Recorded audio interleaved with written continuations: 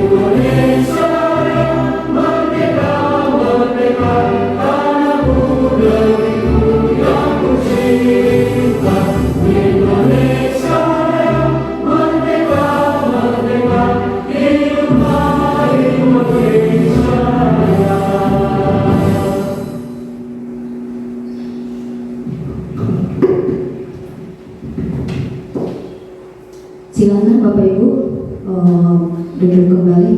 Terima kasih. Untuk acara yang ketiga yaitu sambutan kepada beliau Ibu Kepala SD Negeri Budiasari 05, kami persilahkan.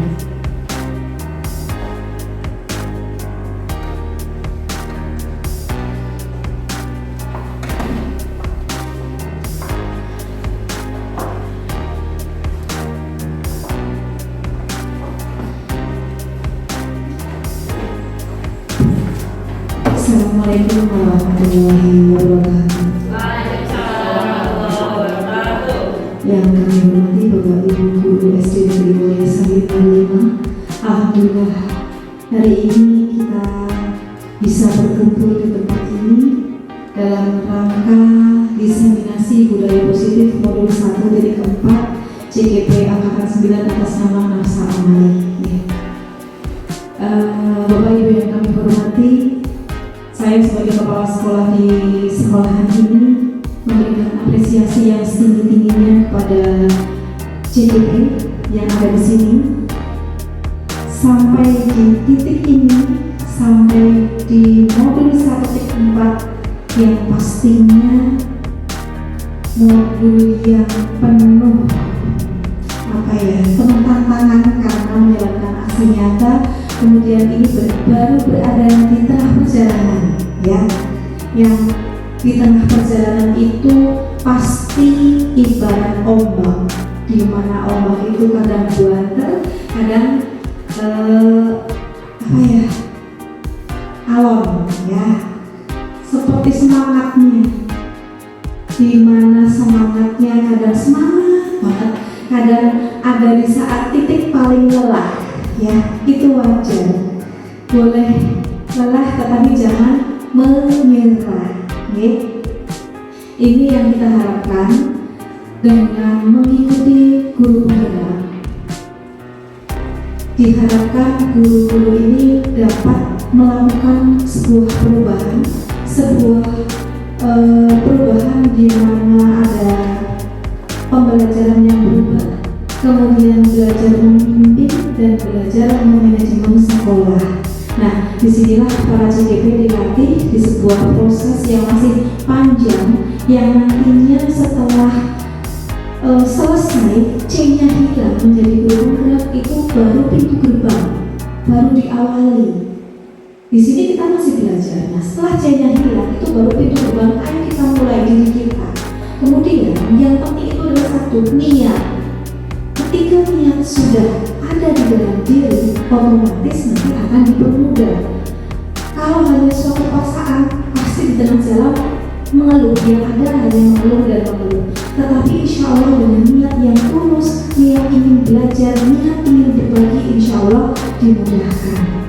Nah, pada materi budaya positif ini, saya yakin ini materi yang Bapak Ibu itu belum pernah mendapatkan, ya, karena saya sebagai lulusan, mau mantan atau kok mantan gitu ya, lulusan saya sendiri merasakan ilmu yang belum pernah saya dapatkan. Ada satu lagi di modul 1.4 saya belum pernah mendapatkan, yaitu yang keyakinan kelas, karena waktu itu yang di CGP Angkatan 1 materi keyakinan kelas itu belum ada, yang ada kesepakatan kelas. Nah, makanya di setiap kelas tuh sudah ada biasanya kesepakatan. Padahal kalau kita sudah belajar di 1.4 itu adalah keyakinan kelas.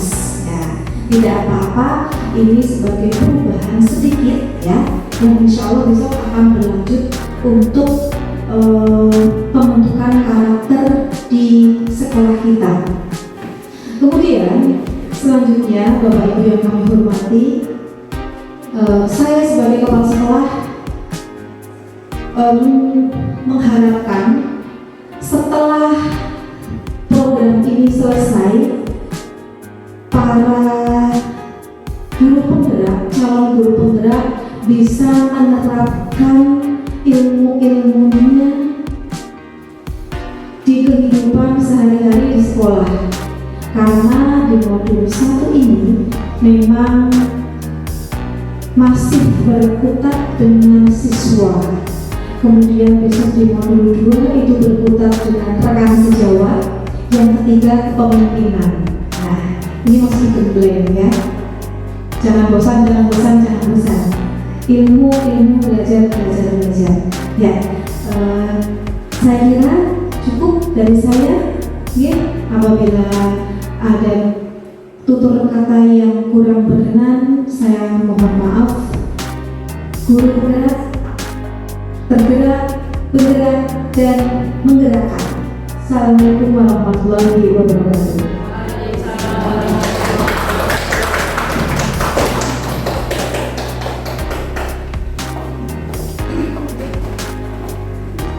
Terima kasih tadi sambutan dari beliau Kepala SDMT Maulana. Selanjutnya yaitu acara inti disimpensasi yang akan dibawakan oleh Ibu Nasa Amali, calon guru penggerak Angkatan 9 Kabupaten Cilacap. Kepada kepada beliau, kami persilakan. Terima kasih Bu Sofi. Mohon izin teman-teman Ibu Kepala. Bismillahirrahmanirrahim. Assalamualaikum warahmatullahi wabarakatuh. Waalaikumsalam warahmatullahi wabarakatuh. Semangat pagi, siang, sore, malam, pagi lagi. Ganti ya Bu, ganti ya. Oke. Semangat pagi, siang, sore, malam, pagi lagi. Alhamdulillah kita bersyukur dari pagi kita ketemu pagi lagi dengan kalian Bapak Ibu semua, Ibu Kepala Sekolah, teman-teman yang selalu mendukung saya. Kita bertemu kembali. Salam serta salam semoga selalu tercurah kepada junjungan Nabi Muhammad SAW yang kita nantikan syafaatnya di yaumul akhir nanti. Yang terhormat Ibu Kepala Sekolah, Ibu Asisati Wijayati, dan rekan guru serta karyawan SD Negeri Mulyasari 05 yang saya cintai dan saya banggakan. Izinkan saya, Nosa Amali, calon guru penggerak Angkatan 9 Kabupaten Cilacap, menyampaikan diseminasi budaya positif. Jadi di sini saya akan menyampaikan apa-apa yang sudah saya pelajari kepada Bapak Ibu sekalian. Saya memperkenalkan fasilitator saya, yaitu Bapak Mudianto. Berikut Ibu Tiwi Ayu di Andra ini. Beliau mengajar praktik saya kelompok A2. Beliau berasal dari SD Sadahayu, SD Negeri Sadahayu 02 Manjati. Selanjutnya ada Bapak fasilitator Bapak Mudianto. Beliau berasal dari Pati yang membersamai saya ke depan dari awal bulan Agustus sampai nanti akhir bulan April. Begitu. Selanjutnya Pak Wawan. Oke. Kita belajar bareng-bareng ya Bapak Ibu semua. Bismillahirrahmanirrahim. Rabbi sholli sadri wa yassir li amri wa hlul 'uqdatam min lisani yafqahu qawli. Ada pertanyaan?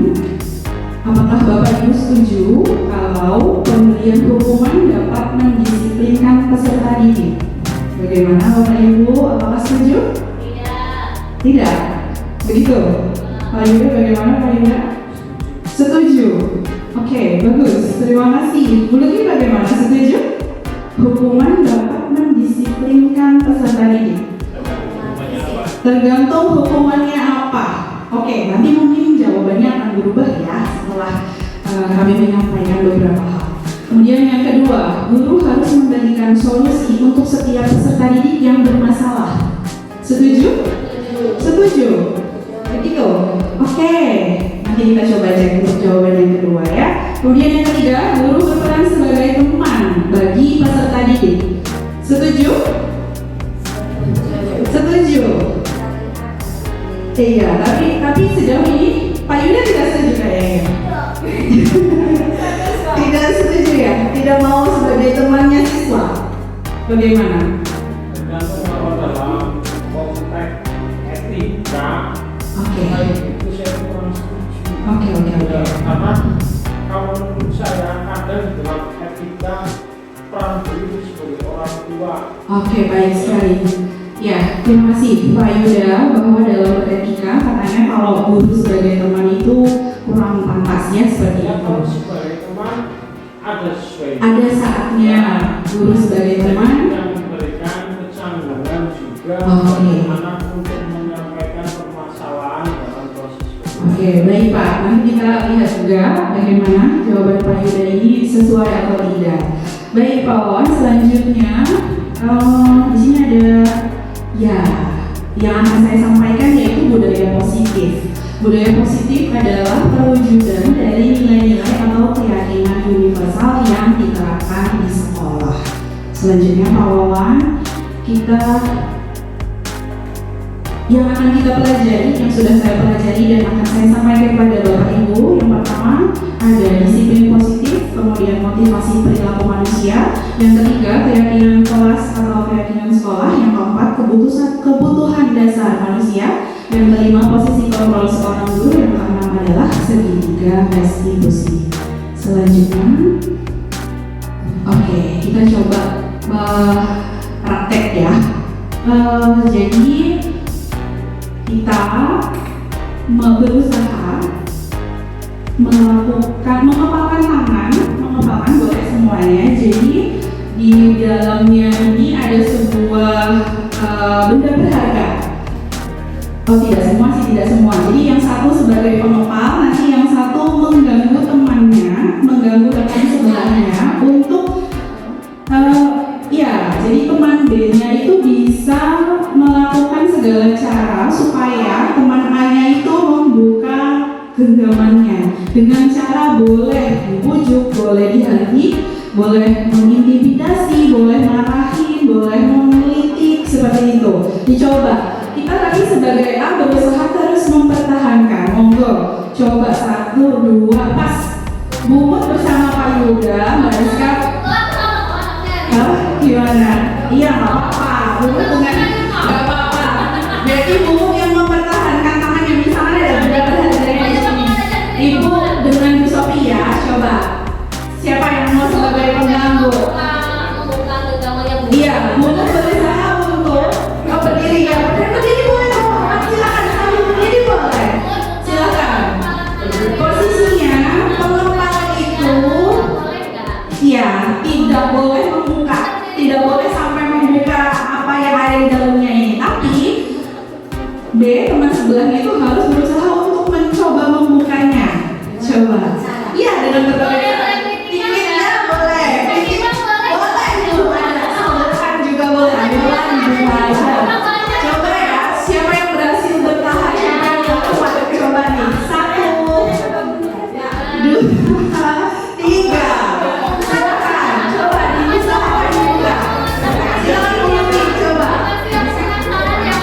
Ayo coba Bumi, dibuka, coba. Coba dibuka, coba bisa enggak? Coba dipaksa Mbak Rizka dibuka, bisa enggak?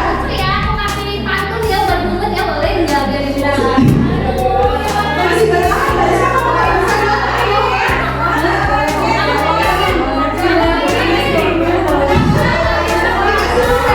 nggak mau. Oke, mungkin bisa dibuka nggak? Buka belum? Iya. Oke. Ini orang belum. Dikelilingi berani nggak?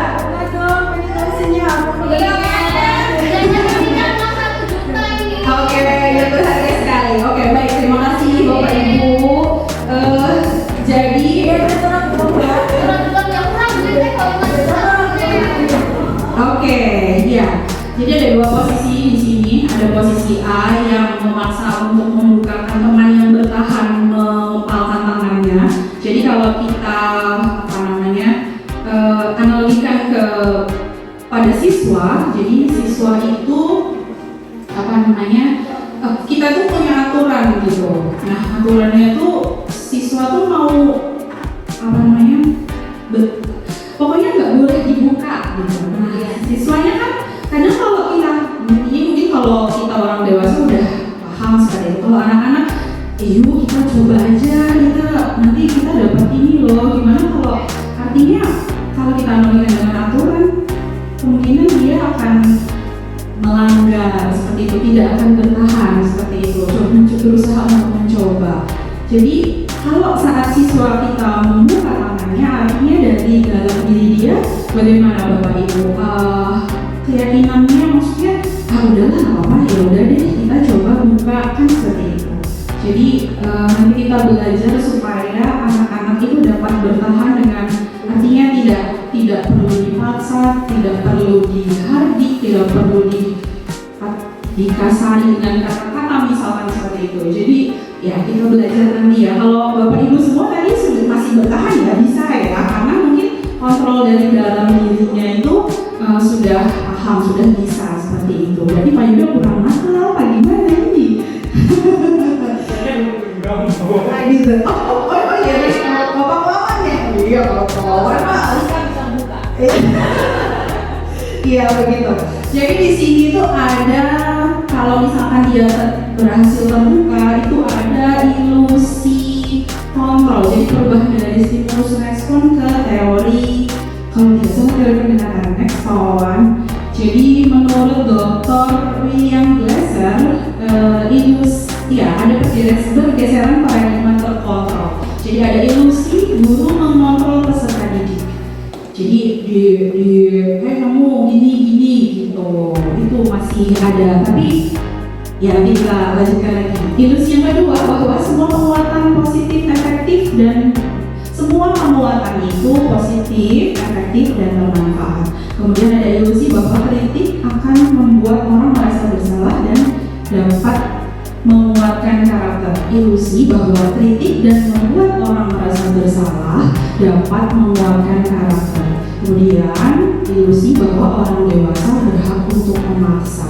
Itu nantinya ada, dilanjutkan Pak, ada pergeseran paradigma. Ya, bagaimana seseorang bisa berubah dari paradigma stimulus respon kepada pendekatan teori kontrol. Jadi realitanya kebutuhannya sama. Untuk stimulus responnya anak-anak ya mendapat kebutuhan yang sama, tapi kalau dengan teori kontrol ternyata kebutuhannya berbeda. Kemudian semua orang melihat hal yang sama, tapi dengan teori kontrol setiap orang memiliki gambaran yang berbeda.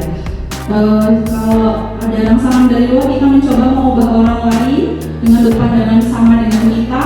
Ternyata kalau di kontrol kita berusaha memahami pandangan orang lain tentang dunia. Selanjutnya ya di situ ada banyak sekali. Kemudian yang terakhir ada model berpikir menang kalah kalau dari luar. Kalau teori kontrolnya model berpikirnya win-win solution seperti itu. Jadi berpikir bahwa semuanya menang dan seperti itu. Selanjutnya Pak. Oke, yang pertama yang akan kita pelajari adalah disiplin positif. Disiplin positif merupakan salah satu cara penerapan disiplin yang bertujuan untuk menumbuhkan kesadaran serta memberdayakan anak untuk melakukan sesuatu tanpa suruhan, ancaman maupun hukuman. Bisa dipahami ya disiplin positif. Selanjutnya Pak. Oke, jadi dengan mewujudkan disiplin positif, kita harus punya dasar tentang nilai kebajikan. Kalau di depan ini Bapak Ibu tahu ada apa? Beriman dan bertakwa, berkebinekaan global, mandiri, gotong royong, benar kritis, kreatif. Namanya apa Bapak Ibu? Profil pelajar Pancasila. Ya, belakangan ini sering sekali digaungkan kepada seluruh peserta didik kita supaya memiliki disiplin positif. Selain profil pelajar Pancasila, ada lagi nilai kebajikan yang lain, yaitu next Pak, ada integritas, mandiri, menghargai, antusias, empati, keingintahuan, kreativitas, kerjasama, percaya diri, komitmen. Sebenarnya masih banyak yang lain, hanya ini saya ambil, saya pelajari dulu sedikit untuk nantinya akan saya terapkan ke peserta didik di kelas 6. Selanjutnya Pak, dengan adanya nilai kebajikan itu, harapannya kita punya motivasinya itu berubah seperti itu. Kalau Bapak Ibu semua dari di depan ini, kalau misalkan kita melakukan sesuatu, kira-kira apa karena hanya menghindari hukuman? Yang kedua, apakah kita melakukan hal yang baik itu hanya untuk mendapatkan imbalan? Atau kita melakukan hal yang baik, nilai-nilai kebajikan yang tadi kita akan terapkan itu untuk menghargai diri sendiri dengan nilai-nilai yang dipercaya? Kalau Bapak Ibu kira-kira yang mana? Kalau saya awalnya menghindari hukuman saja ya awalnya. Ya daripada kita nanti dihukum, kita baik deh sama teman, kita gotong royong deh gitu. Tapi harapannya tidak seperti itu Bapak Ibu, tidak mengharapkan imbalan juga pujian misalkan. Jadi kita terapkan kepada peserta didik kita bahwa ya motivasi kita itu harus benar-benar dari dalam diri kita sendiri, seperti itu. Selanjutnya Pak, ya ini ngomong-ngomong tentang hukuman, ada juga yang namanya konsekuensi dan restitusi. Kalau hukuman itu ternyata sesuatu identitas yang gagal. Kemudian kalau identitas suksesnya itu ada konsekuensi dan restitusi. Nantinya salah satu contoh ya, misalkan kalau hukuman itu menyebabkan anak akan merasa tersakiti. Kalau dengan konsekuensi anak itu menjadi tidak nyaman. Kalau dengan restitusi maka anak mendapatkan penguatan. Seperti itu. Selanjutnya Pak, ya ini masih sama, contoh juga ciri-ciri. Ini nanti supaya dapat kita terus baca, supaya dapat menerapkan, dapat tidak lagi melaksanakan, tidak lagi menerapkan hukuman kepada anak-anak. Selanjutnya Pak, masih boleh? Oke, jadi berdasarkan bagan tadi, hukuman itu tidak terencana, bersifat satu arah, bisa berupa hukuman fisik, psikis, atau kata-kata kasar. Kalau konsekuensi bersifat terencana sudah disepakati, bentuk-bentuk konsekuensi dibuat oleh pihak guru atau sekolah. Yang ketiga, restitusi. Proses menciptakan kondisi bagi murid untuk memperbaiki kesalahan mereka sehingga mereka bisa kembali pada kelompok mereka dengan karakter yang lebih kuat. Selanjutnya ada, ya coba contoh Bapak Ibu. Yang pertama, mencatat 100 kali di dalam buku dengan kalimat saya tidak akan terlambat lagi karena anak itu terlambat sekolah. Kira-kira termasuk hukuman atau konsekuensi? Hukuman. Oke, itu identitas gagal ya Bapak Ibu. Selanjutnya, lari mengelilingi lapangan 2 kali karena terlambat sekolah. Hukuman juga. Kita pernah mengalami itu juga tidak ya teman-teman? 90. Tidak ya, tidak pernah terlambat kalau kita ini ya Bu. Oke, selanjutnya membersihkan coretan yang dibuat di meja belajar dan di meja tulisnya. Apakah hukuman atau konsekuensi? Konsekuensi, oke. Selanjutnya, murid diminta untuk push up 15 kali karena tidak menggunakan masker ke sekolah. Hukuman, oke. Berdiri di depan kelas sambil mengangkat satu kaki karena tidak bisa menjawab pertanyaan. Hukuman. Selanjutnya, membersihkan WC karena merusak pensil teman. Hukuman juga. Oke, kita coba cek Pak Wawan, ada nggak jawabannya?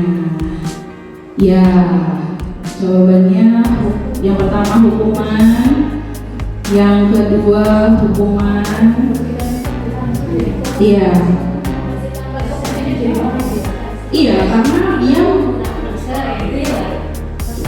Iya, bagaimana coba Bapak Ibu, apa bedanya?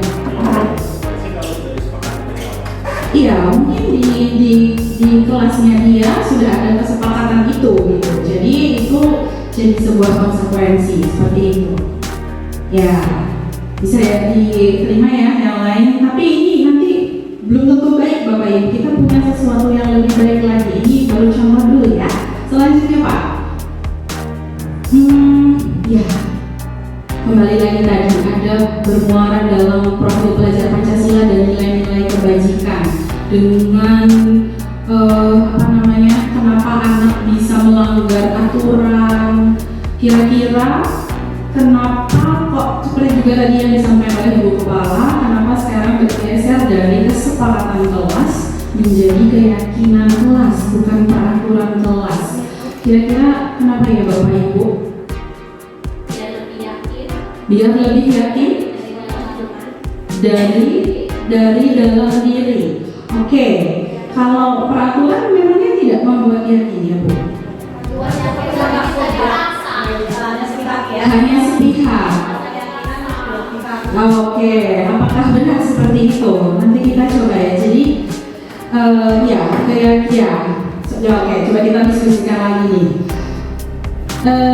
Mengapa kita memiliki peraturan tentang penggunaan helm pada saat mengendarai kendaraan motor? Bagaimana?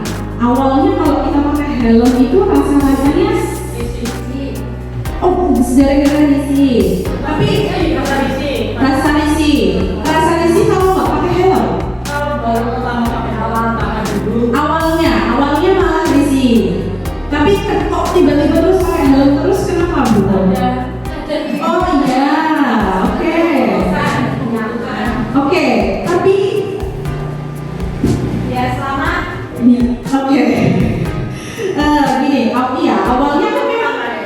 takut dibilang lah pakai helm, betul tidak?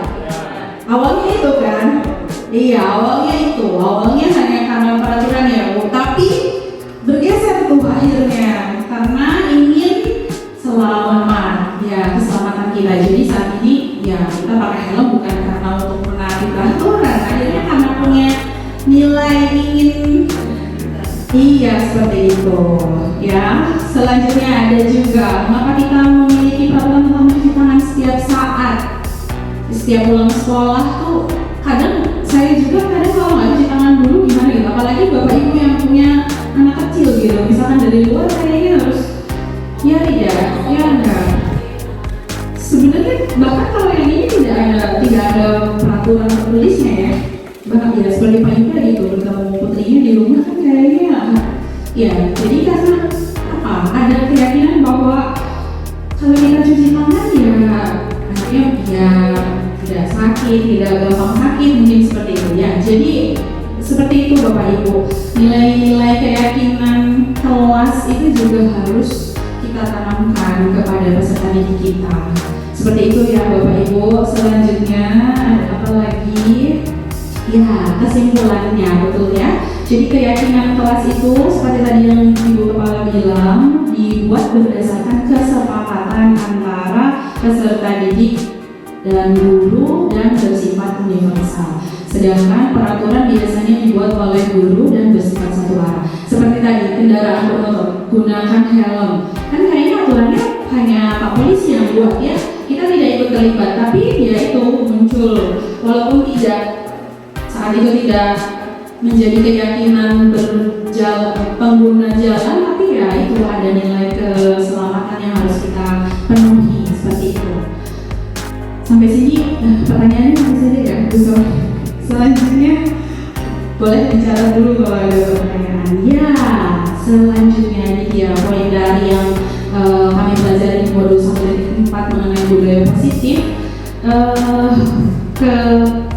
Kita mengubah peraturan kelas, kesepakatan kelas menjadi keyakinan kelas dengan langkah yang pertama ya persiapan tentunya, kemudian yang kedua mengevaluasi pelaksanaan aturan di kelas, kemudian yang ketiga menulis atau mencatat peraturan kelas di post-it. Kalau ini opsional Bapak Ibu, jadi boleh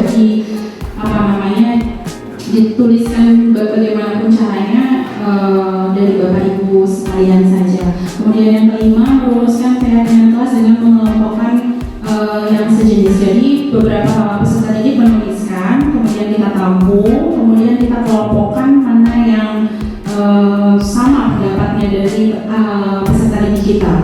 Kemudian yang keenam, membuat pernyataan dari nilai kebajikan untuk keyakinan kelasnya. Jadi setelah digolongkan, setelah dikumpulkan, kita temukan nilai kebajikannya itu, kemudian melakukan menyepakati dengan tanda tangan, kemudian dapat mendesain dengan Canva, kemudian melakukan umpan balik dan memasang posternya di tempat yang mudah terlihat. Seperti itu Bapak Ibu. Selanjutnya mungkin ada video tentang keyakinan kelas yang saya laksanakan di kelas saya. Boleh tolong ya. Diseret aja nggak apa-apa, tidak terlalu lama. Iya.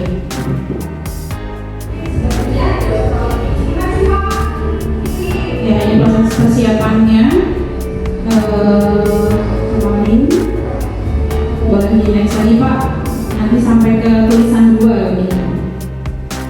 Coba. Iya, sudah selesai.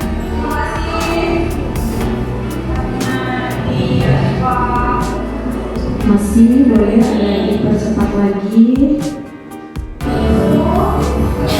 Ya, ini proses yang kedua adalah evaluasi pelaksanaan peraturan kelasnya. Jadi kami sebelumnya ada peraturan kelas sebanyak 17. Terlalu banyak Bapak Ibu untuk siswa kami, untuk mereka mengingatkan seperti itu. Jadi ya, seperti nanti kita cek kembali ya. Ini peserta didik disuruh untuk menuliskan peraturan-peraturan yang paling menurut mereka itu harus dipatuhi sebagai peserta didik, sebagai siswa, sebagai murid seperti itu. Mereka menuliskan dalam kertas post-it Iya, boleh next Pawawan. Ditulis di bagian yang tidak ada lemnya. Atas kok. Iya, yang merah. Seret aja ya. Next stop. Oke, setelah mencatat, mereka menempel di depan di kertas plano yang sudah saya siapkan. Mereka menempel dulu secara acak. Selanjutnya Pak, yang ketiga, yang keempat adalah masih di sini banyak mereka membacakan masing-masing. Beberapa peserta didik membacakan peraturan-peraturan yang menurut peserta didik kami itu perlu diutamakan untuk dilaksanakan. Kemudian ya di sini proses yang berapa ya? Biasanya anak-anak juga kan menuliskan peraturan itu dengan kata-kata yang negatif. Jadi kita ubah dengan kalimat yang positif juga. Kami bantu dan kami kelompokkan. Itu sudah ada jeda untuk beberapa peraturan yang lain.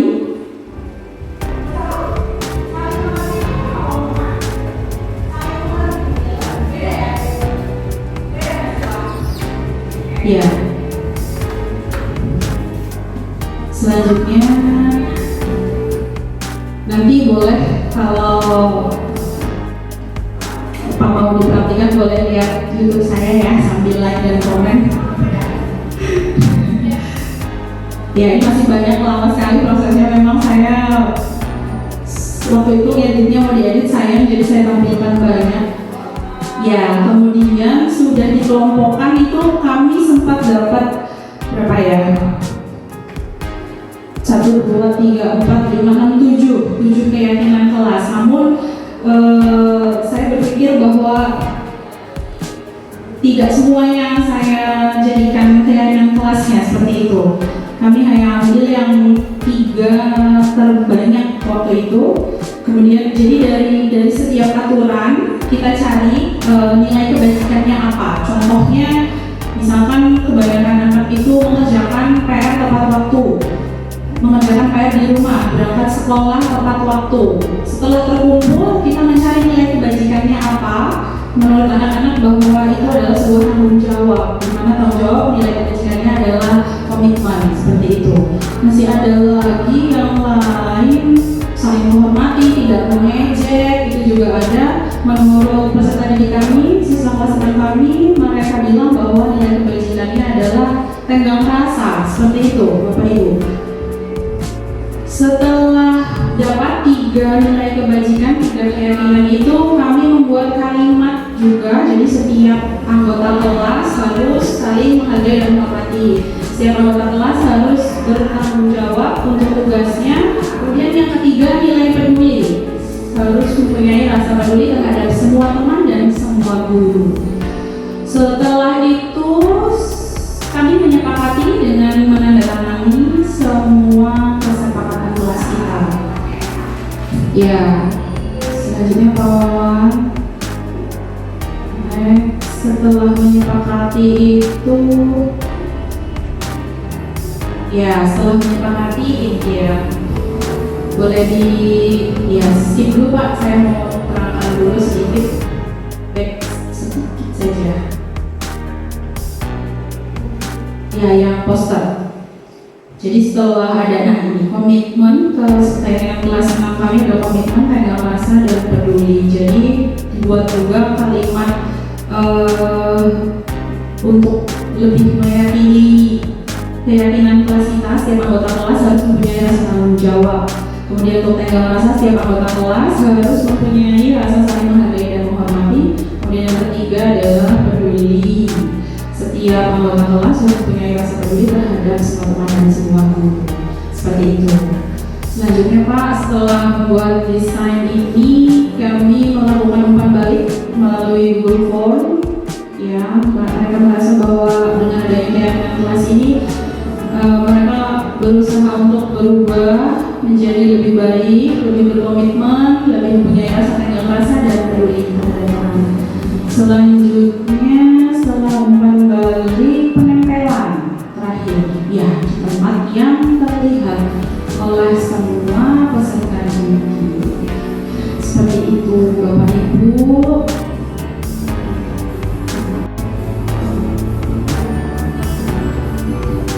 Ya, itu yang sudah saya lakukan di kelas saya, di kelas 6. Selanjutnya ya, ternyata setelah punya keyakinan kelas itu, peserta didik itu punya kebutuhan dasar. Coba bisa ditebak ini apa saja. Yang pertama, susah sekali ya, kebutuhannya apa ya? Kira-kira Bapak Ibu ada yang bisa menebak di sini? Kebebasan. Yang ini yang maksud ya, kebebasan. Ya, betul sekali. Coba Pak Wawan, mungkin kebutuhan dasar manusia yang lain selain kebebasan. Kepentingan. Bu. Yang lain coba. Apa?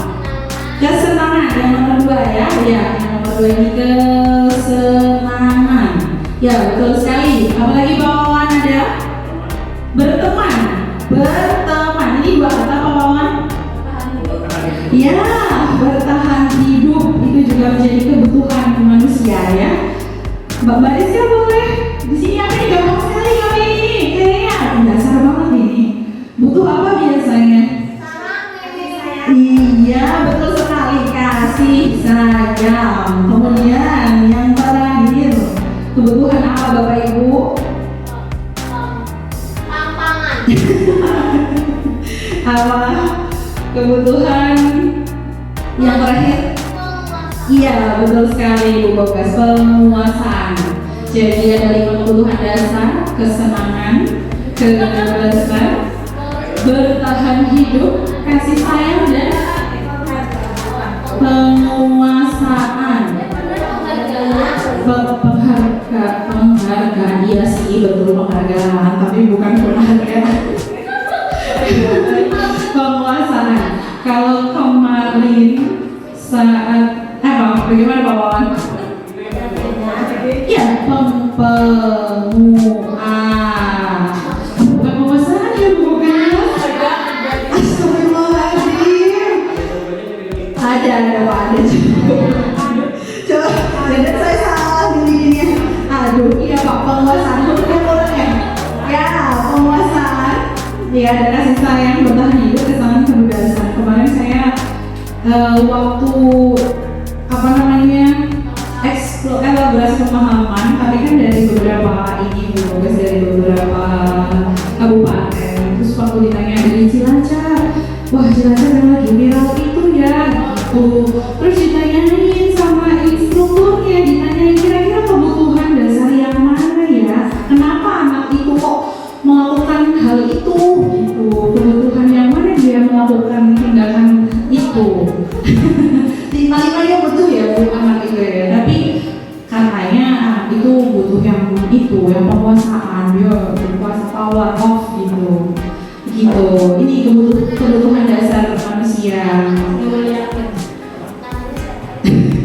Tidak usah disebutkan Bapak Ibu, nanti dia terkenal. Ya, demikian juga dengan peserta didik. Peserta didik kita membutuhkan kalimat ini. Kemudian dapat kita penuhi kebutuhannya dengan posisi kontrol kita. Silakan Pak Wawan selanjutnya. Betul nggak ya? Oh, salah dulu. Kita nebak dulu nih. Kebutuhan dasar yang mana? Aku senang main kejar-kejaran dengan ibu guru. Seru. Kira-kira kalau ada pernyataan seperti ini, anak-anak sudah terpenuhi kebutuhan yang mana Bapak Ibu? Tadi ada kesenangan, kebebasan, penguasaan, bertahan hidup, kasih sayang. Aku senang bermain kejar-kejaran dengan ibu guru. Seru. Yang mana Bapak Ibu? Kebutuhan yang mana Bu Sofi? Aku senang. Kebebasan? Kesenangan? Kesenangan. Betul, Oke, ya betul sekali Bapak Ibu. Yang pertama ada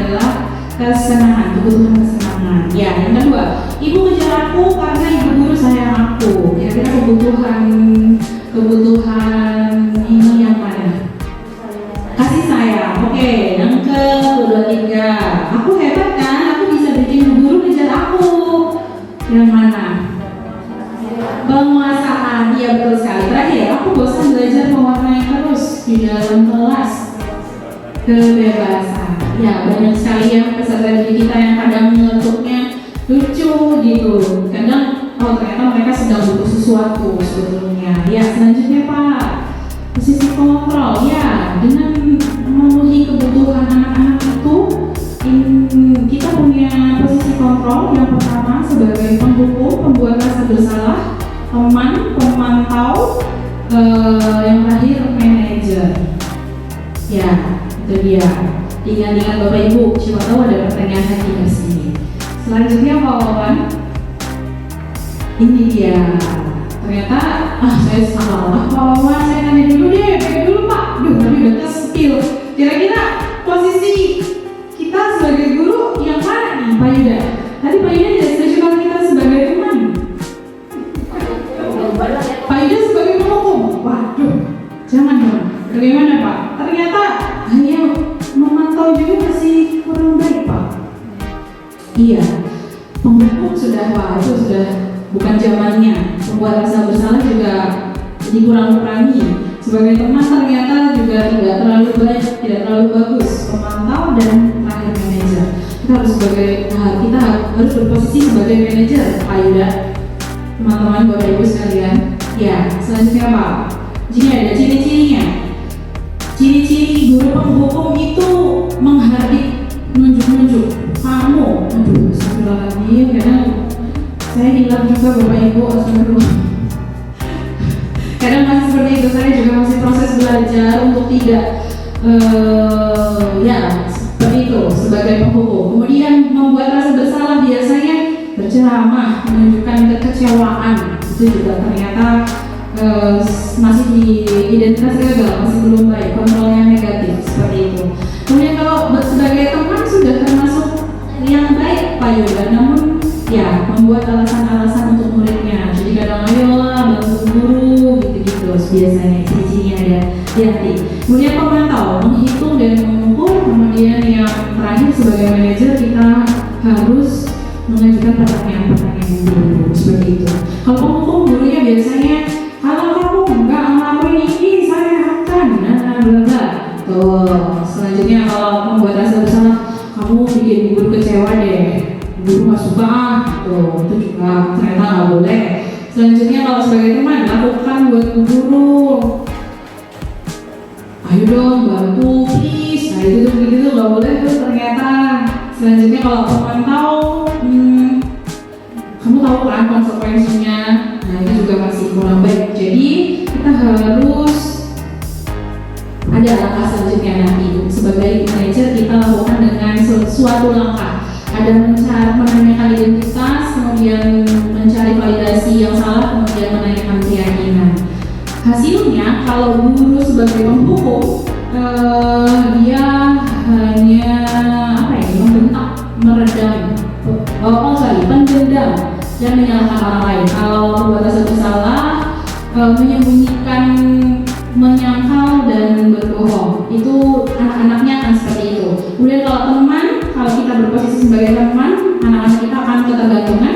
Kemudian kalau sebagai pemantau, dia akan menyesuaikannya itu kalau diawasi saja. Kemudian kalau kita berposisi sebagai manajer, kita akan menguatkan karakter anak-anak kita. Demikian. Selanjutnya Pak Wawan. Ya, ini tadi yang saya sampaikan. Kita sebagai manajer itu kita harus melakukan segitiga restitusi. Tadi di awal sudah ada kata-kata ini ya. Jadi segitiga restitusi adalah proses menciptakan kondisi bagi peserta didik untuk memperbaiki kesalahannya sehingga karakter mereka lebih kuat ketika kembali pada kelompoknya. Segitiga restitusi ada ya 3 langkah, itu ada 3 sisi. Ya, terima kasih Bu Boga. Selanjutnya ini dia tahapannya. Yang pertama menstabilkan identitas, yang kedua validasi tindakan yang salah, yang ketiga menanyakan keyakinan. Selanjutnya Pak. Ya, dengan kata-kata sebagai berikut. Awalnya itu menstabilkan identitas, kita ke anak-anak bilang kamu berbuat salah, gak apa-apa, gak ada manusia yang sempurna. Guru juga pernah melaksanakan hal itu, melakukan hal itu, kita bisa kok menyelesaikan ini seperti itu. Bisa kata-kata itu dimunculkan. Bapak Ibu nggak tertarik mencari siapa yang salah, tapi Bapak Ibu akan mencari solusi dari permasalahan ini. Itu di langkah yang pertama. Langkah yang kedua, validasi tindakan yang salah. Kata-katanya adalah ya bilang, padahal kamu tuh bisa ya pasti melakukan yang lebih buruk tuh bisa gitu. Terus tanya lagi, kamu pasti punya alasan kenapa melakukan hal itu. Itu langkah yang kedua. Kemudian langkah yang ketiga, ya menanyakan keyakinan kelas yang sudah kita bikin tadi. Ya, ada kita juga bisa membuat kata-kata apa yang kita percayai sebagai kita nanya dulu, kita nanya ke anak-anak kita tuh sebagai keluarga kan seperti itu, kita kan sebagai satu tim seperti itu. Kemudian kata-kata yang kedua, apa nilai ilmu yang telah kita sepakati. Jadi kita ini berujuk kenapa harus dibuat keyakinan kelas, karena dalam penyelesaian sebuah masalah ada segitiga restriksi di langkah ketiga itu menanyakan keyakinan. Jadi kita menanyakan kembali keyakinan yang sudah kita bikin tadi, keyakinan kelas yang sudah kita buat tadi. Ya, selanjutnya kawan, ini juga ya praktek segitiga restitusi. Jadi ada 2 kasus yang saya ya nggak apa-apa langsung aja. Ini saya juga melakukan dua analisa kesalahan waktu itu. Ada yang pertama membuat adik kelas menangis, kemudian yang kedua ada tidak mau bekerja sama dengan teman sekelompoknya. Saya menanyakan melakukan langkah segitiga restitusi seperti itu. Boleh kawan. Kemudian next slide aja. Ya. Oke, Bapak Ibu. Ini nanti acara lain-lain Bu Sofi. Terima kasih, demikian yang dapat saya sampaikan. Kurang lebihnya saya mohon maaf. Semoga pembelajaran baik ini dapat kita terapkan dan membuat sekolah kita SMP Mulia Sari 5 tentunya menjadi lebih baik. Akhir kata, wabillahi taufiq wal hidayah. Wassalamualaikum warahmatullahi wabarakatuh. Terima kasih.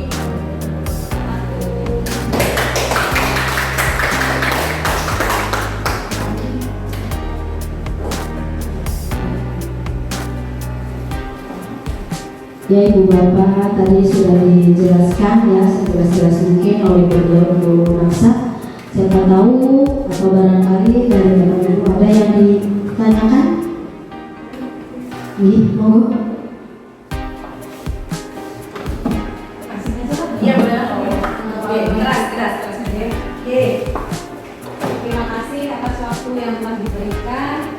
Pemaparan yang sungguh sangat menarik sekali, nih. Materi yang belum pernah kita pelajari tadi sudah disampaikan tentang budaya positif. Dan saya tadi lihat keyakinan kelas. Di keyakinan kelas, terima kasih Bu Nafsa sudah melakukan keyakinan kelas khususnya di kelas 6. Dari proses yang ada 6 proses. Jadi untuk membuat keyakinan kelas itu ada 6 proses.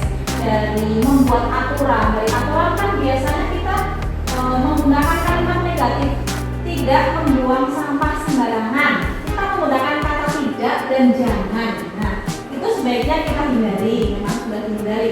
Misalnya kita membuat 10 peraturan. Nah, dari 10 peraturan itu kita ubah menjadi misalnya kita kelompok-kelompokkan akhirnya menjadi 3 nilai kebajikan, misalnya saling menghargai, saling menghormati, kemudian saling mandiri, ya itu nilai kebajikannya. Atau misalnya tadi apa ya, rasa hormat, sama saling toleransi. Nah itu nilai-nilai kebajikan.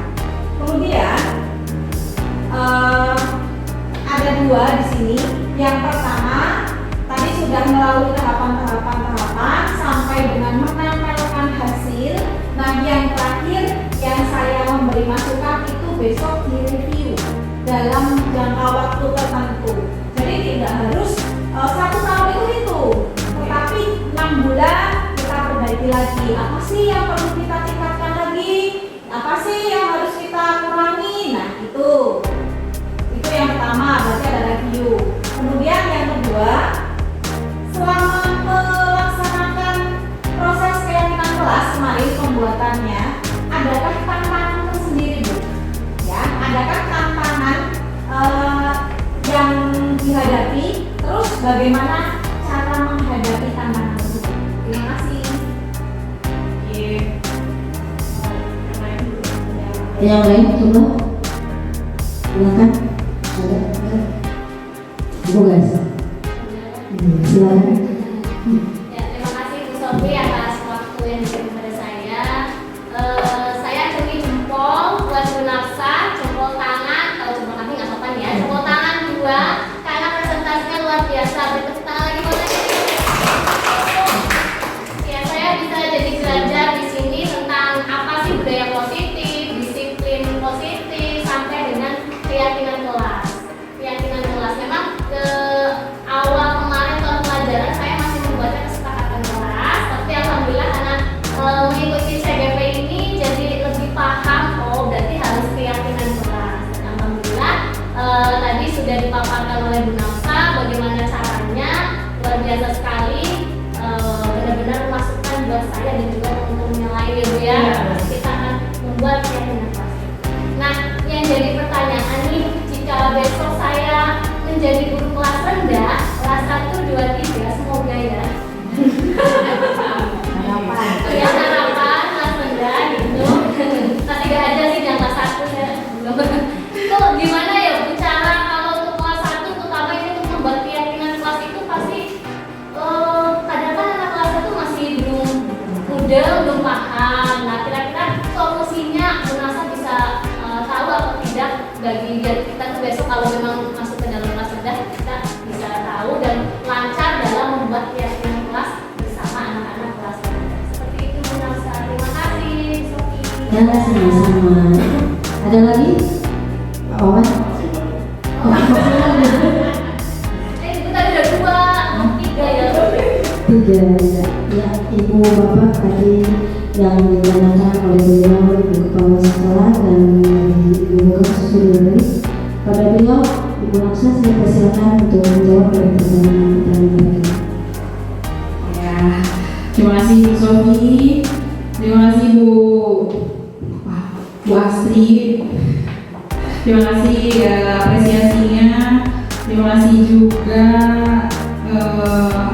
masukan untuk mereview keyakinan kelas. Betul sekali Bapak Ibu, memang setelah kita membuat keyakinan kelas itu, jadi yang saya pelajari katanya dalam membuat keyakinan kelas itu tidak usah terlalu banyak, ada hanya 3-7 nilai seperti itu. Menyambung dengan tantangannya Bu Kepala Bu Asri, tantangan yang saya alami adalah nggak tahu lebih bagus apa enggak, yang saya kalau kesepakatannya keyakinannya cuma 3 nilainya, anak-anak bisa nggak ya, ternyata saya pengennya banyak gitu, tapi ternyata tidak baik untuk anak-anak seperti itu Pak.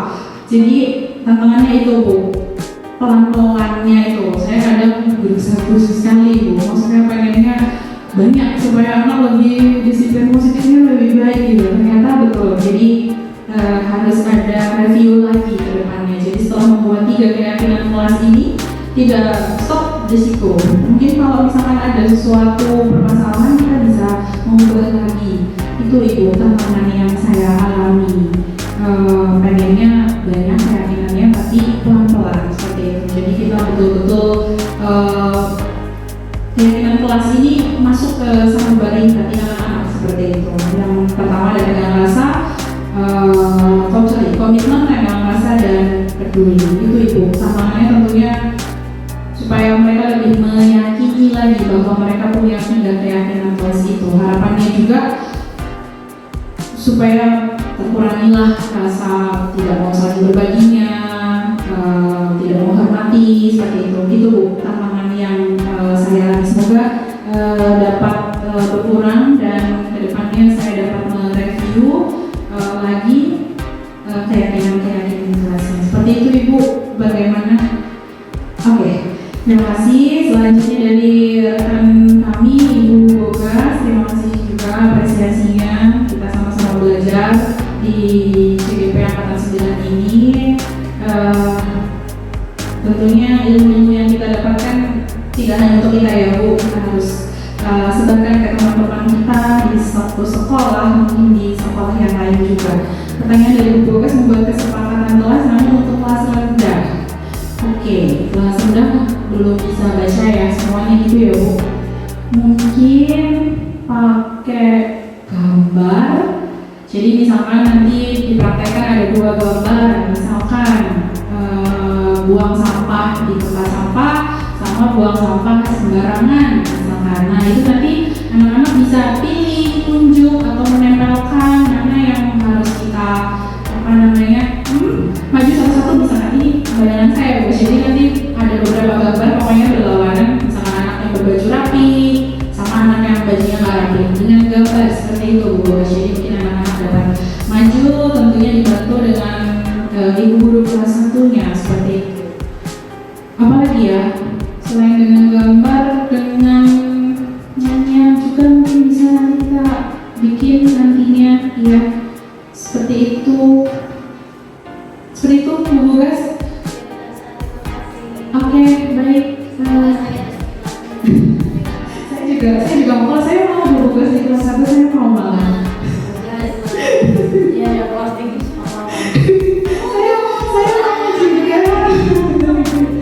Saya mau juga Ibu di kelas 1 pakai gambar nanti. Demikian Bapak Ibu yang dapat saya sampaikan, saya kembalikan ke Bu Sofi. Terima kasih.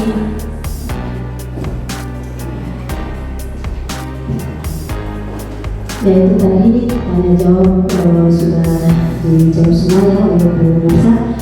Acara untuk selanjutnya yaitu acara 5 lain-lain, itu akan diisi refleksi ya. Ini akan diisi oleh beliau Ibu Sa'amali. Kami persilakan. Oke, terima kasih Bapak Ibu. Acara yang tadi ini juga salah satu pembelajaran yang saya dapatkan di CDP. Jadi setiap setelah melaksanakan kegiatan apapun kita harus merefleksi kegiatan tersebut. Saya minta bantuannya Bu Bogas untuk membagikan post-it masing-masing 3 warna Bu Bogas, biru, kuning, hijau. Ya, saya lepas mic-nya ya. Terima kasih Bu Bogas. Bapak Ibu nanti menuliskan masing-masing 3 Bu. Ya, hal yang dipelajari dalam kertas post-it biru, kemudian apa saja yang dipelajari hari ini, kemudian apa hal yang bisa ditingkatkan dalam kertas post-it warna hijau, kemudian hal yang akan saya lakukan ke depan di kertas post-it warna kuning. Silakan Bapak Ibu.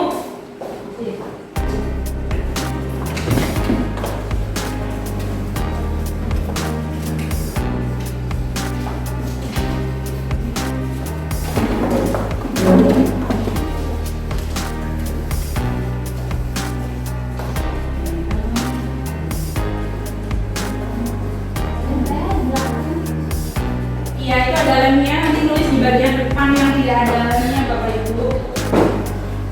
Yang pertama warna biru, hal apa yang saya pelajari, apa yang kita pelajari hari ini, apa saja. Kemudian yang kedua di warna hijau, hal apa yang bisa ditingkatkan.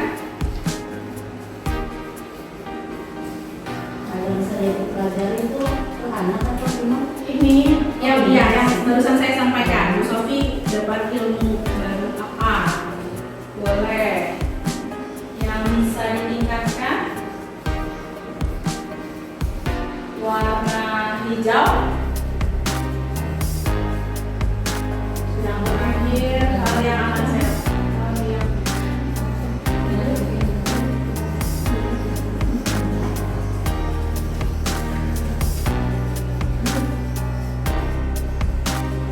kalau sudah boleh Mas dibawa ke depan untuk kita.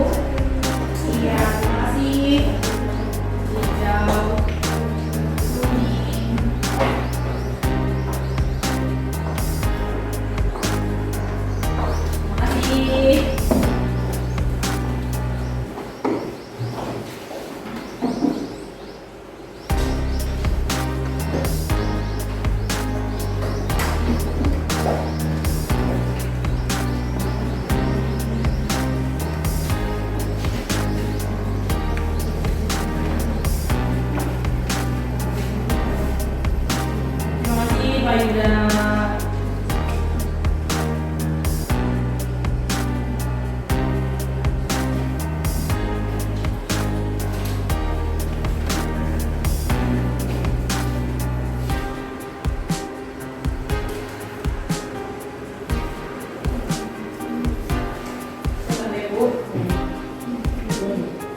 Ya, yang hijau untuk hal yang bisa ditingkatkan, Bu.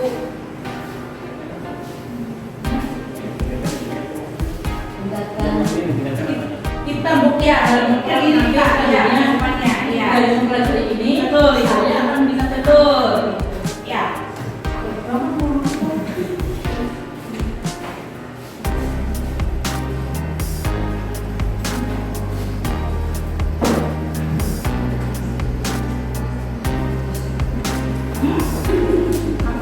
Apa hal yang bisa ditingkatkan? Percaya diri mungkin, bisa ditingkatkan.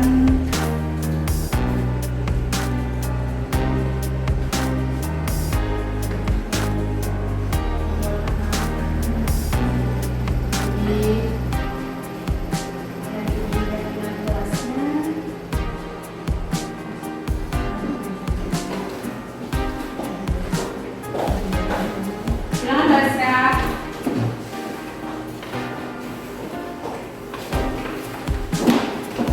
Biru, hijau, kuning.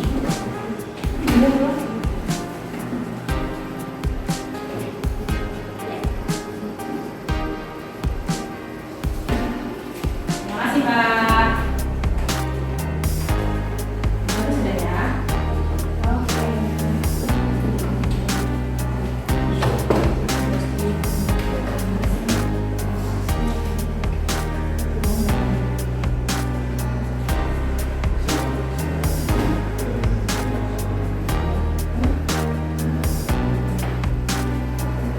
Masih bawa.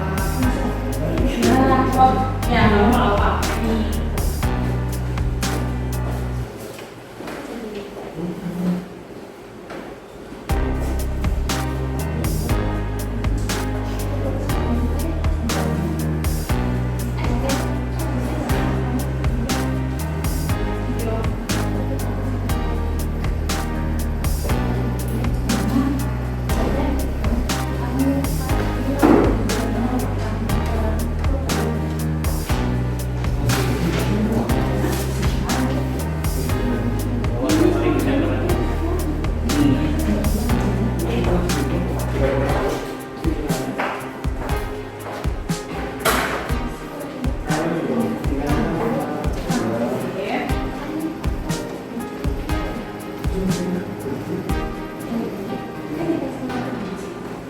Terima kasih. Terima kasih Bapak Ibu. Saya sampaikan hal yang dipelajari. Yang pertama, keyakinan kelas, posisi kontrol, nilai kebajikan. Yang kedua, disiplin positif, hukuman konsekuensi, posisi kontrol, keyakinan kelas. Yang dipelajari kedudukan guru. Kemudian yang dipelajari dengan memberikan hukuman terhadap peserta didik itu ternyata tidak baik. Ya, betul sekali. Kemudian yang kedua, agar lebih dekat lagi dengan anak,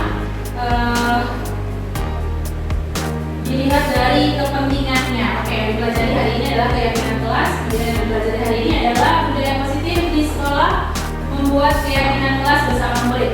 Hal yang dipelajari adalah disiplin positif. Hal yang bisa ditingkatkan adalah membentuk karakter siswa, menerapkan posisi manajer dalam penyelesaian masalah. Yang ketiga, cara memperkuat karakter siswa. Kemudian yang keempat, menjadi guru yang meningkatkan disiplin positif. Kemudian yang kelima, saya akan lebih mantap dan percaya diri dalam mendidik peserta didik. Yang keenam, pelaksanaan budaya positif di kelas saya, kesabaran dalam menghadapi tingkat laporan di kelas saya. Oke, kemudian yang terakhir, hal yang perlu ditingkatkan adalah kedisiplinan anak dalam segala hal. Hal yang saya lakukan, yang akan saya lakukan, berusaha menjadi seorang yang menjadi manajer. Ya, manajer bukan manajer. Iya, betul sekali. Kemudian yang akan saya lakukan akan membuat keyakinan kelas yang akan dilakukan adalah menerapkan segitiga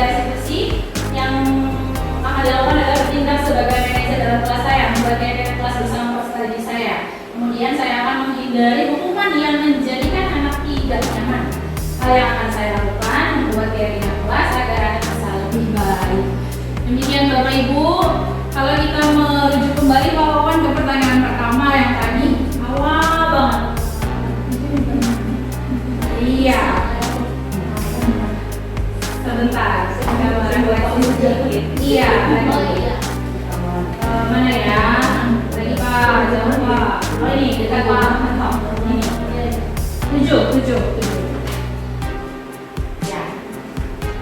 Pemberian hukuman dapat mendisiplinkan peserta didik. Tadi Pak Yuda jawabannya setuju Pak. Masih setuju sampai sekarang? Ibu. Sudah ikut CGP dulu. Sudah ikut CGP. Kami tunggu ya Pak Yuda. Ya, saya sih berpikirnya iya apa yang dipaparkan tadi atau menurut pemikir yang istilahnya membuat materi diseminasi budaya positif, iya untuk bikinnya indah, manis, tapi kan apakah sesuai dengan kenyataannya di sekolah seperti itu? Kita coba dulu. Nah, saya juga tadi kan mendengar juga memaparkan tentang pemakaian dalam yang kaitannya dengan hukum yang dibilang di Indonesia lah. Iya. Karena kenyataannya yang sekarang diterapkan juga kebanyakan itu kan hukum yang bisa mendisiplinkan masyarakat. Nah, saya masih istilahnya masih berpedoman seperti itu yang sudah berjalan dari dulu gitu. Sampai sekarang. Ini kan baru pemikiran disertifikasi, mungkin kalau saya ini baru mendengarnya gitu. Oke Pak. Apakah sudah berjalan? Terus kalau iya, itu mulai tahapan dari awal sampai akhirnya gitu. Dan juga permasalahan tentunya sudah sesuai atau belum dengan posisi di sekolah. Oke. Jadi menurut Pak Yuda pemberian hukuman masih dapat mendisiplinkan siswa. Oke. Jadi saya tanggapi boleh ya Pak Yuda. Oke. Jadi dalam tahapan segitiga restitusi tadi di tahapan yang ketiga menanyakan keyakinan kelas itu disertai juga dengan saya lupa menyampaikan tadi. Jadi kesannya Pak Yuda kurang ini ya. Apa yang akan kamu lakukan seperti itu? Kalau misalkan dia berkelahi dengan adik kelasnya, dia harus minta maaf seperti itu.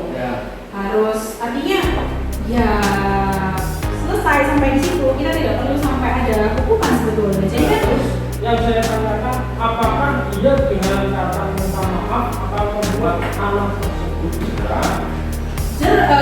apalagi untuk kasus yang baru-baru ini yang di SMP Negeri 2 Cimandung itu kan sebenarnya kan sering terjadi seperti itu dan tidak adanya istilahnya hukuman yang membuat jerak, mungkin istilahnya cuma omongan kenyataannya kan malah berdampak yang lebih negatif gitu. Malah istilahnya bisa dibilang itu sudah ranah hukum pidana malah itu sudah tidak berkata lagi.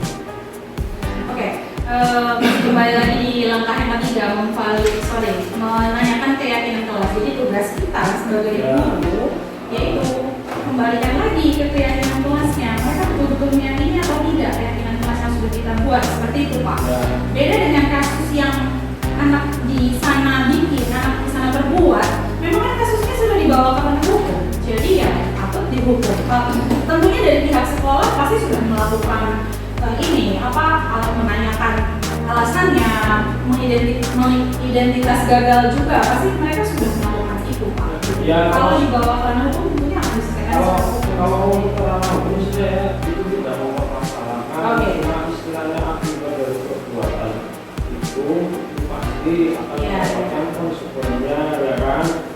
Yang saya tanyakan, kalau misal istilahnya apa yang dipaparkan tadi, kalau untuk hukuman memang tidak sesuai untuk mendisiplinkan peserta didik, apakah dengan solusi yang cuma kita guru sebagai manajer terus cuma penguatan konsekuensi kayak gitu, apakah bisa sedangkan istilahnya yang namanya peserta didik itu kan bermacam-macam, mempunyai kelebihan, kekurangan masing-masing gitu.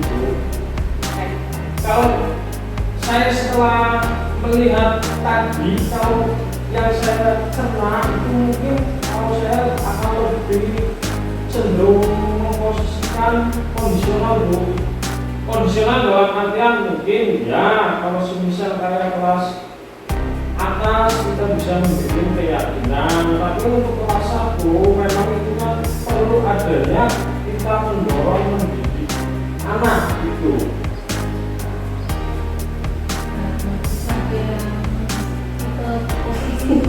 Mohon bantuannya untuk malam. Sudah tempat di persilangan.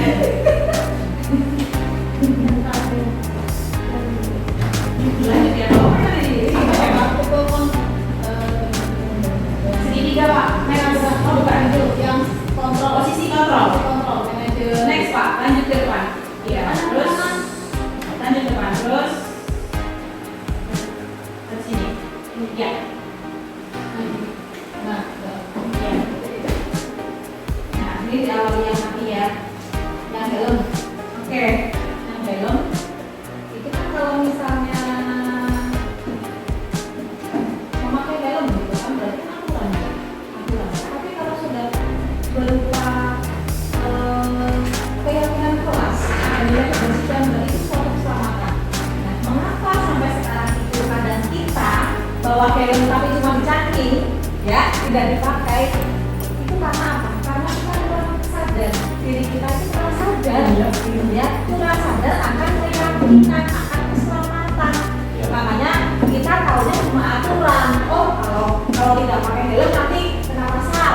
Ya. Nah, aturan. Ya. Nah, kemudian yang kurang sadar, kemudian yang hukuman. Nah, ini sebenarnya tinggal gurunya atau seseorangnya itu paham tentang anaknya. Terus yang kedua, kita lebih sadar. Ketika anak terlambat, kenapa kamu terlambat? Gitu kan, otomatis bukannya kita sebenarnya harusnya kita ke anak dulu. Kamu punya salah. Maksudnya setiap orang itu pasti punya salah. Ya. Jadi harus tidak berupa kata-kata yang sudah bernada tinggi, kemudian yang seakan-akan menyalahkan atau memojokkan siswa. Yang pertama, kalau dengan segitiga restitusi kita adalah menstabilkan keadaan si korban tadi. Setiap orang punya salah kok, aku juga punya salah. Coba kamu salahnya apa? Nah, itu sudah dengan tahap menstabilkan. Kemudian memvalidasi ya yang salah. Nah, dengan validasi kita cari dulu alasannya. Kamu kenapa terlambat? Nah, kenapa? Dengan tanya alasannya, otomatis kita secara tidak langsung memahami keadaan tersebut. Ya. Nah, yang terakhir, keyakinan yang terakhir adalah keyakinan kelas. Nah, sekarang kalau kamu terlambat, coba apa resikonya? Apa yang kamu dapat kalau kamu itu terlambat? Saya mungkin akan menjalankan dulu. Nanti kalau misalnya yang suka berkelahi nanti aku nanti nggak ditemani sama teman, jauhi sama teman. Nah, berarti kalau seperti itu kamu harus apa? Nah, itu sebenarnya ada tahap-tahap yang seorang guru itu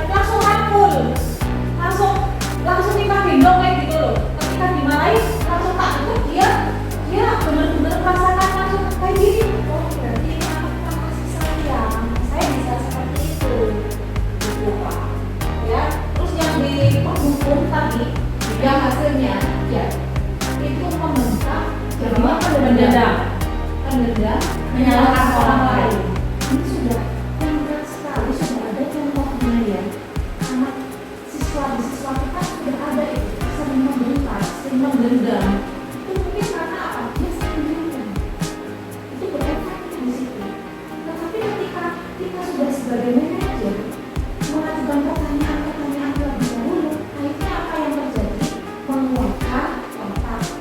Satu ini ya, semua itu diproses. Ya, ya terus aku kalau kaitannya ya kita berbicara untuk saya sudut pandang saya keluar cuma sekitar bukan cuma di SD negeri SMA ya kan. Dulu saya pernah jadi guru di SMP. Anak sering bolos 1 kali, 2 kali, 3 kali pasti pendekatan ya kan. Tapi ada kalanya mungkin satu anak bisa dia langsung nurut. Ada anak lagi yang masih tetap melakukan aktivitas pembolosnya. Nah, itu kalau semisal iya kita akan melakukan pendekatan secara terus-menerus. Terus kalau saya juga mungkin karena pola pikir saya tidak seperti Bapak Ibu, maksudnya gimana cara mengurusnya, saya sudah sangat kehabisan itu Bu. Nah itu tindakannya gimana cara mengurusnya gitu? Cara nulisnya Ya. sabar tadi. Sadar dan sabar. Kayak gitu terus gitu. Sadar, sabar, Meskipun nanti sampai lulusnya masih seperti itu, Pasti berubah. Insya Allah ubah. Anda yakin berubah? Bagaimana Pak? Kalau dikeluarkan dari sekolah karena tetap kan tidak mengikuti pelajaran, Nah. boleh, tapi tidak masuk sekolah. Itu Maksudnya dengan hukuman apa? Ya terus Sih berarti ya. Terus saya pertanyaan lagi ya Bu ya, anak yang berperilaku seperti itu dibiarkan tanpa adanya istilahnya kejelasan tindakan daripada tindakannya, itu akan memancing teman yang lainnya Bu. Bolos juga istilahnya dibiarkan, itu seringnya itu. Makanya kadang juga mungkin dalam tingkatan SMP itu saya dengar juga tidak cuma satu sekolahan itu, kalau memang ada satu anak yang memang sudah tidak bisa diperbaiki, itu biasanya akan mengambil keputusan dikembalikan kepada orang tuanya. Karena pihak sekolah itu berpikirnya timbang satu anak membuat daripada istilahnya mempertahankan satu anak yang sudah kelakuannya seperti itu, aktivitasnya seperti itu, nantinya malah akan menularkan ke yang lain. Itu makanya mengambil keputusan yang seperti itu. Itu kenyataan, maksudnya kita berbicara istilahnya kenyataan di lapangan, tidak cuma sekedar konsep ya kan. Saya yakin kalau konsep memang pemaparannya manis, indah kayak gitu, tapi nanti bisa tidak diterapkan seperti itu. Baik. Yang berarti seperti pendidikan sekarang itu berasal dari pendidikan yang dulu. Mengapa anak itu bisa seperti itu? Berarti karena pendidikannya dulu kurang. Nah, oleh karena itu kita sebagai guru yang sekarang harus memberikan pendidikan yang lebih baik. Agar apa? Agar besok anak yang di masa depan itu menjadi mempunyai karakter yang lebih baik. Ya maaf Bu, mungkin saya maksudnya sudah mencerahnya yang secara realnya saja kalau di lapangan Bu. Ya kalau misal nanti saya mempersoalkan kan istilahnya tindakan yang tidak sesuai atau melanggar dengan contohnya dengan membolos gitu, mungkin bisa digambarkan secara realnya gitu Bu. Itu mungkin lebih tepatnya kalau Pak Yudi nanti konsekuensi maksudnya. Oh konsekuensi Tapi yang sudah disepakati ya. Pernah tahu maksudnya anak itu bolos kenapa? Kamu pernah nggak melihat ke rumahnya sama orang tuanya? Pernah? Ya, saya sebelumnya juga saya pernah kuliah dan juga saya diajarkan untuk pertama itu pasti metode saya pendekatan.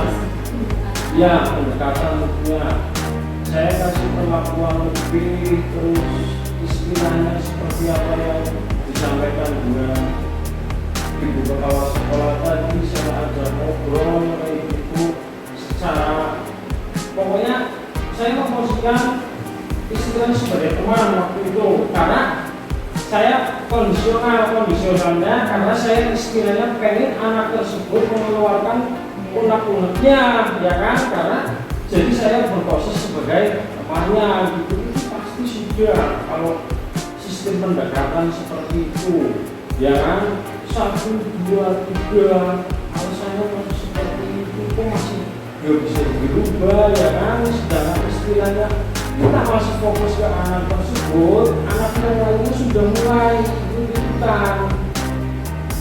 Nah, seperti itu.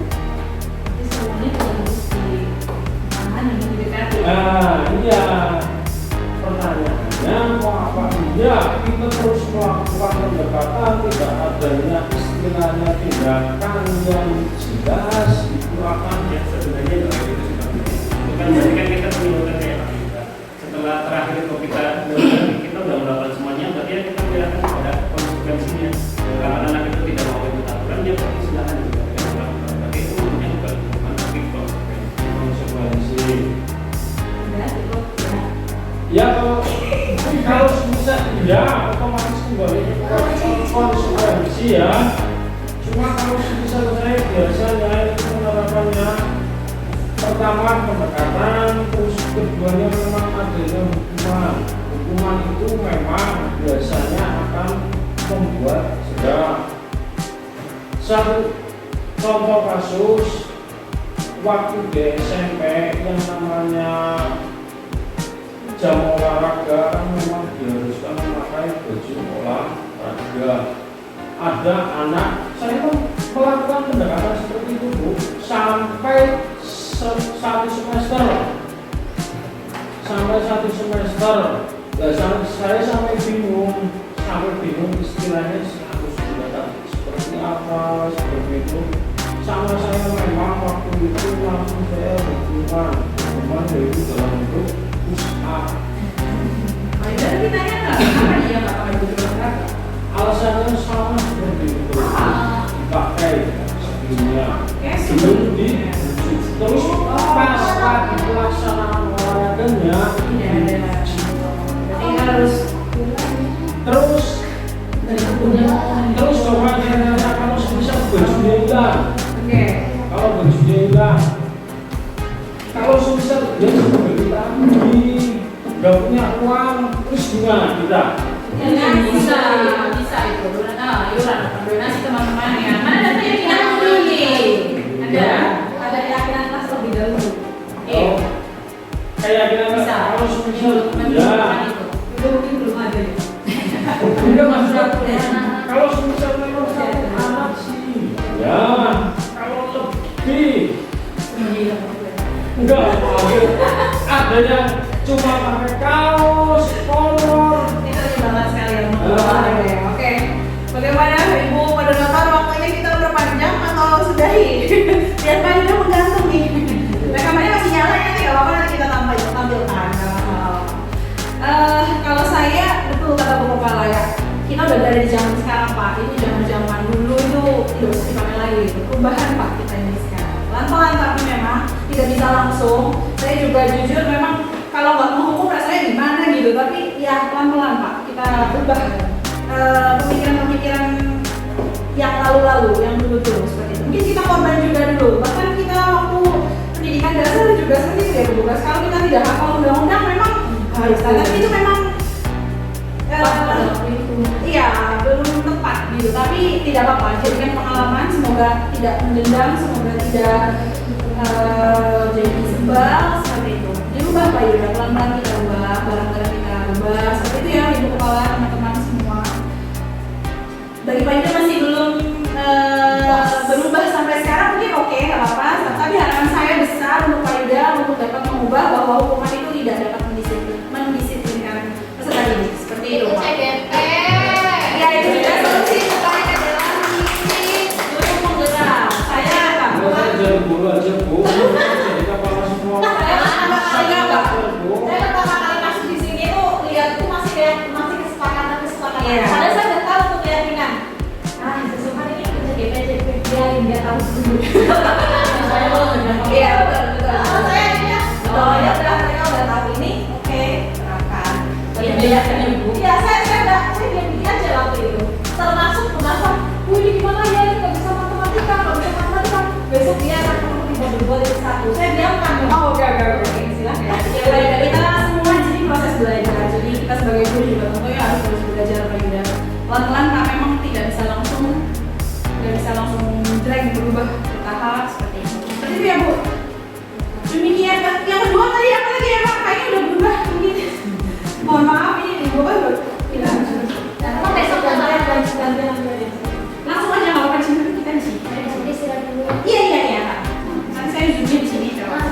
Jangan duduk. Ini, Pak, sedikit Pak ke yang tadi belakangnya fasilitator kamu 7 kalau nggak salah. Sedikit lagi, maaf untuk refleksi kita. Yang kedua, guru harus memberikan solusi untuk peserta didik yang bermasalah. Setuju ya? Setuju ya, tapi ditentukan disesuaikan dengan kondisi kita. Kalau misalkan ada 18 peserta didik yang tidak punya baju olahraga, ya kita carikan solusi terbaiknya seperti apa. Ya, Pak Ida? Oke? Oke. Guru berikan solusi Pak. Iya. Ya. Selanjutnya guru berperan sebagai teman dari peserta didik. Ini ya ditingkatkan lagi Pak untuk menjadi manajer seperti itu. Ya mungkin kalau musik guru saya kondisional. Tetap boleh ke kondisional kok. Ya. Bagaimana itu? Jadi saya belum pengaruh ini. Tapi saya mau pengaruh 2, 3, 4, 5, 6, 7. Satunya ya nanti kita bersama-sama ya Pak. Besok pasti Saya juga sebagai manusia punya asumsi sendiri. tapi harus kita sebagai manusia juga harus bisa menerima masukan dari orang lain. Ya betul sekali. Demikian Pak Yuda, mohon maaf teman-teman, saya kembalikan ke moderator. Terima kasih.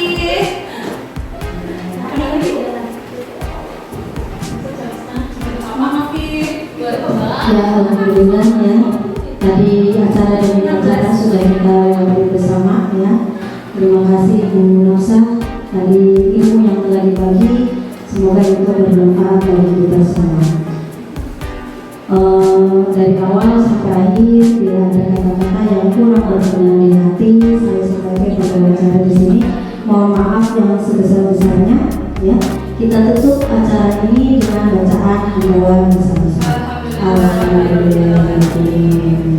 Bila kita berdoa, wassalamualaikum warahmatullahi wabarakatuh.